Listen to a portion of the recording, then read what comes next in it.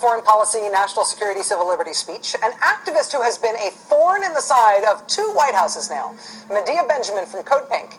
She willed into existence that rarest of things in presidential speeches, an unscripted moment.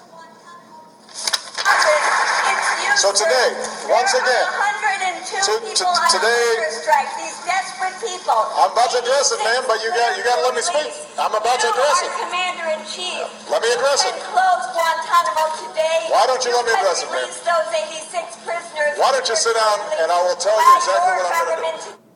President at first seemingly flustered by the interruption, sort of. But then nobody quite knew how it was going to end because the heckling did not stop. She stopped for a second, but then she interrupted the president again and again and again, and eventually he just let her speak. How about Abdul Rahman al-Awlaki, 16-year-old When we went, Is that the way we treat a 16-year-old American? he went Why was he killed? Can you tell us why Abdul Rahman al-Awlaki was killed? Can you tell Muslim people their lives are as precious as our lives? Can you take the drones out of the hands of the CIA? Can you stop the signature strikes that are killing people on the basis of suspicious activities?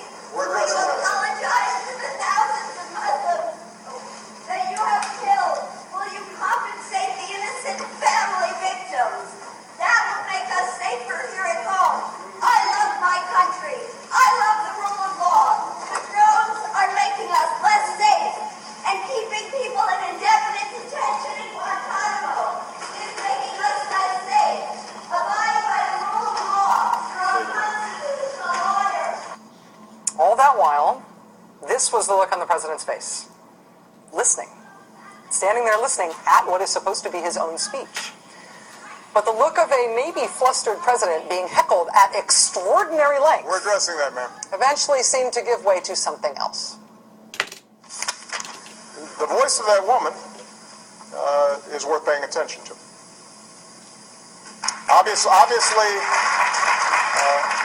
Obviously, I do not agree with much of what she said. And obviously, she wasn't listening to me in much of what I said. But these are tough issues. And the suggestion that we can gloss over them is wrong.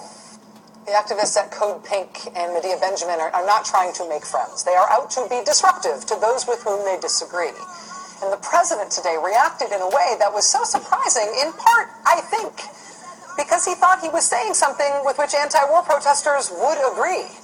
Essentially, the moment there was, hey, stop interrupting me and you might like what you're hearing. At least some of it, you might like what you're hearing. More ahead.